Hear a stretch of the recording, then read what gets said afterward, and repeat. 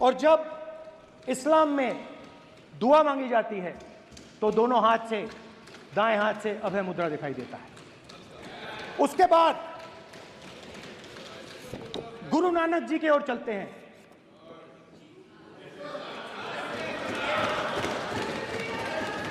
वाहेगुरु जी की फतेह, वाहेगुरु जी का खालसा। जिस धर्म पर आप हर रोज आक्रमण करते हो, गुरु नानक जी जो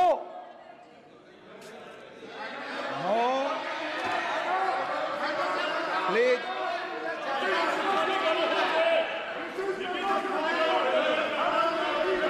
no please please please please please माननीय सदस्य, प्लीज गुरु नानक जी के चित्र में भी हम इनको इस तरीके से पूछते हैं, आप इस तरीके से टेबल पे मत रखो। सर कहाँ रखूं सर? तरीका ठीक सर कहाँ रखूं? यहाँ रख दूं सर? आप यहाँ मत यहाँ रख रखो। देता हूं सर।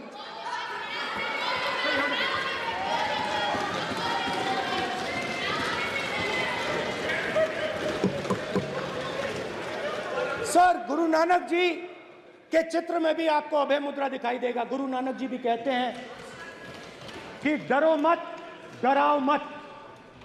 और पंजाब से गुरु नानक जी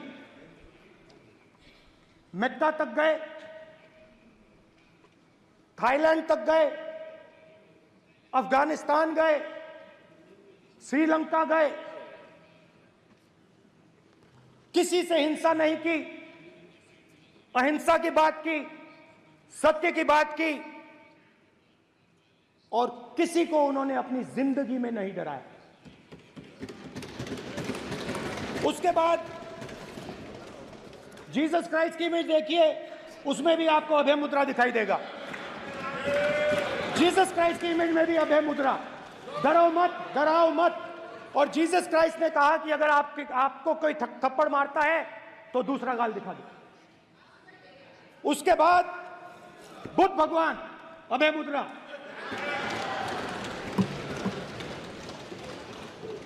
डरो मत, डराओ मत, अहिंसा। मतलब, और अंत में महावीर, डरो मत, डराओ मत, अभय मुद्रा। मतलब हिंदुस्तान के इतिहास में 3 फाउंडेशनल आइडियाज हैं। मोदी जी ने अपने भाषण में एक दिन कहा कि हिंदुस्तान ने किसी पर आक्रमण नहीं किया। उसका कारण है क्योंकि यह देश अहिंसा का देश है। यह देश डर का देश नहीं है। तो हमारे सारे के सारे महापुरुषों ने अहिंसा की बात की, डर मिटाने की बात की। डरो मत, डराओ मत, डरो मत, डराओ मत। और दूसरी तरफ शिव जी कहते हैं डरो मत, डराओ मत, अभय मुद्रा दिखाते हैं, अहिंसा की बात करते हैं, त्रिशूल को जमीन में गाड़ देते हैं। और जो लोग अपने आप को हिंदू कहते हैं वो 24 घंटा हिंसा, हिंसा, हिंसा, नफरत, नफरत, नफरत, असत्य, सत्य, असत्य।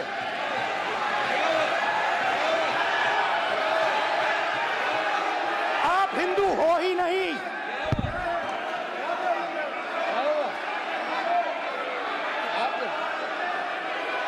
Just get me that picture of Shiva. I'm inside because of it. Hindu धर्म में साफ लिखा है, सत्य के साथ खड़ा होना चाहिए, सत्य से पीछे नहीं हटना चाहिए, सत्य से नहीं डरना चाहिए। अहिंसा हमारा प्रतीक है। अभय मुद्रा ऐसे कीजिए, ऐसे कीजिए, अभय मुद्रा।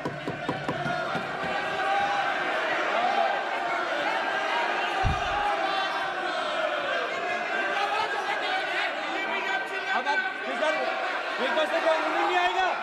प्राइम मिनिस्टर भी नोट नहीं है। प्राइम मिनिस्टर भी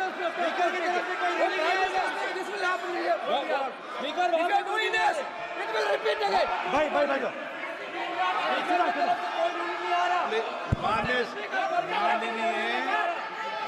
ये आप बात समझिए, आप बात समझिए। ये इसलिए चिल्ला रहे हैं क्योंकि तीर जाके दिल में लगा है, दिल में जाके तीर लगा है, इसलिए ये चिल्ला रहे हैं। देखो चुप हो गए, देखिए स्पीकर साहब चुप हो गए सब।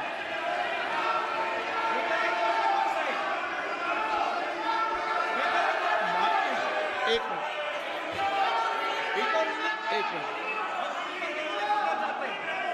माननीय, आप प्रतिपक्ष के नेता हैं, किसी की भावनाओं को ठेस नहीं पहुंचे सर, मुझे चर्चा बोलने में दीजिए। ध्यान रखना चाहिए।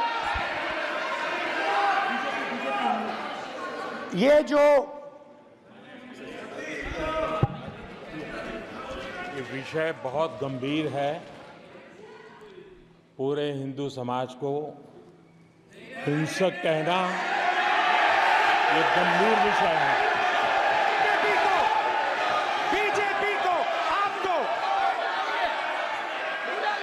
नहीं, नरेंद्र मोदी जी पूरा हिंदू समाज नहीं है, बीजेपी पूरा हिंदू समाज नहीं है, आरएसएस पूरा हिंदू समाज नहीं है।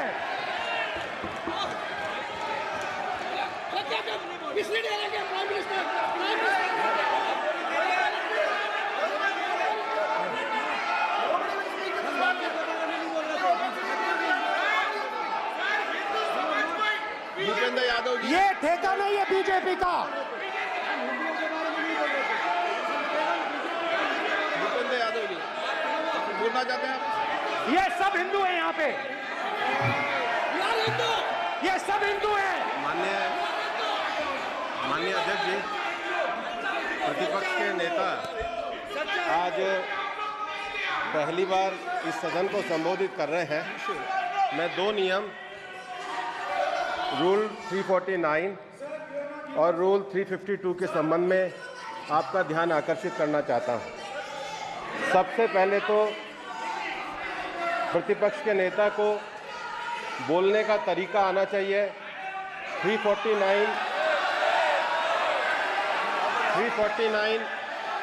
जो 12 है वो स्पष्ट रूप से कहता है शैल नॉट सिट और stand with back toward the chair. वो लगातार आपकी तरफ पीठ करके खड़े हैं, नियमों के खिलाफ है, जो उनको शोभा नहीं देता। दूसरा अध्यक्ष महोदय, एड्रेस करके दूसरा अध्यक्ष महोदय आर्टिकल रूल 352 रूल 2 ये कहता है make personal reference by way of making an allegation imputing a motive to or a questioning the बोना फाइडी। इन्होंने पूरे विपक्ष के सदस्यों पे नहीं बल्कि इससे बाहर जाकर पूरे एक हिंदू समाज के ऊपर एलिगेशन लगाया है। इनकी बोना फाइड गलत है, इनके खड़े होने का तरीका गलत है। सदस्यों में तो लगाया ही है। माननीय अध्यक्ष जी,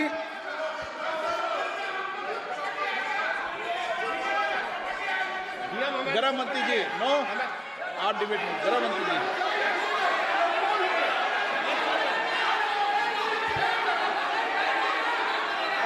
माननीय अध्यक्ष जी, शोर शराबा कर इतने बड़े वाकया को छिपाया नहीं जा सकता। विपक्ष के नेताजी ने कैटेगोरिकली कहा है कि जो अपने आप को हिंदू कहते हैं वो हिंसा करते हैं। मैं फिर से रिपीट करना चाहता हूं, उनका वाक्य था जो अपने आप को हिंदू कहते हैं वो हिंसा की बात करते हैं, हिंसा करते हैं। मान्यवर, इस देश में शायद इनको मालूम नहीं है, करोड़ों लोग अपने आप को गर्व से हिंदू कहते हैं, गर्व से हिंदू कहते हैं। क्या वो सभी लोग हिंसा की बात करते हैं, हिंसा करते हैं? हिंसा की भावना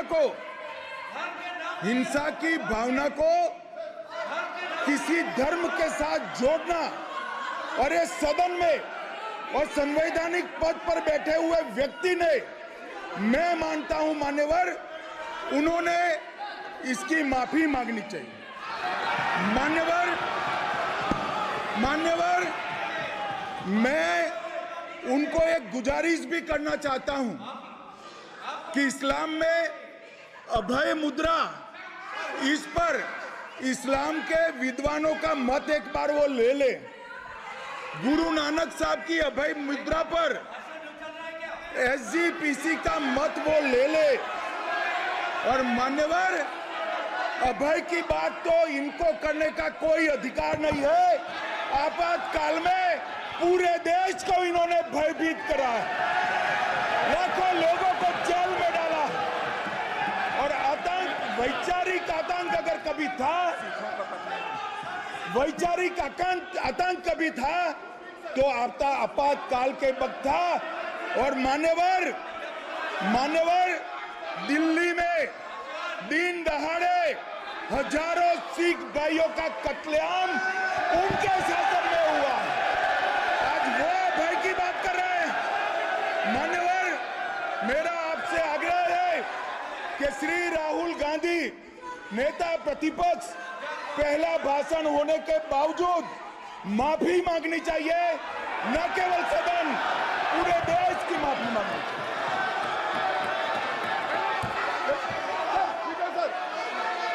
सर,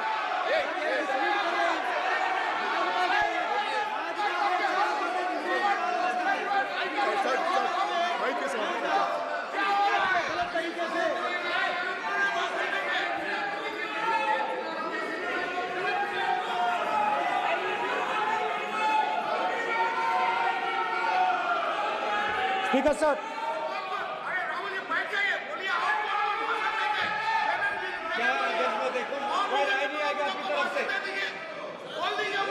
तो कल प्रधानमंत्री मोदी जी के समय भी सर आप ऐसे रहिए सर।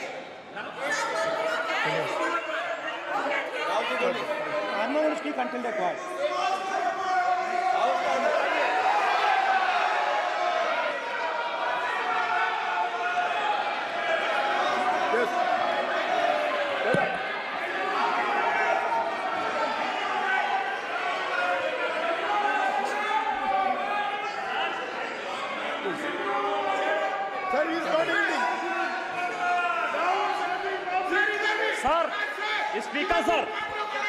स्पीकर सर, ये संविधान की बात कर रहे हैं सर, और इसी संविधान का आर्टिकल 25 कहता है कि किसी भी धर्म के ऊपर कोई भी व्यक्ति किसी को हिंसावादी करार नहीं दे सकता है। और इन्होंने हिंदू का हिंसावादी कहा है सर, संविधान का इन्होंने अपमान किया है, संविधान की झूठी दुहाई दी है, इनको माफी मांगनी चाहिए सर। ये आर्टिकल 25 है सर संविधान का, सर इनको माफी मांगनी चाहिए। आर्टिकल 25 जो है संविधान, और ये देश संविधान से चलता है, ये पार्लियामेंट संविधान से चलता है सर, इनको माफी मांगनी चाहिए सर। ये संविधान से ऊपर नहीं है सर, कांग्रेस संविधान से ऊपर नहीं है। आर्टिकल 25, कल्याण बनर्जी बताए आर्टिकल 25 क्या था? आप उनको कहिए आप लोग का है क्या? पार्लियामेंट का आप लोग का है? आप लोग का जमींदारी है क्या? क्या समझते हो? पार्लियामेंट का आप लोग का जमींदारी है क्या? जमींदारी बिठा दी।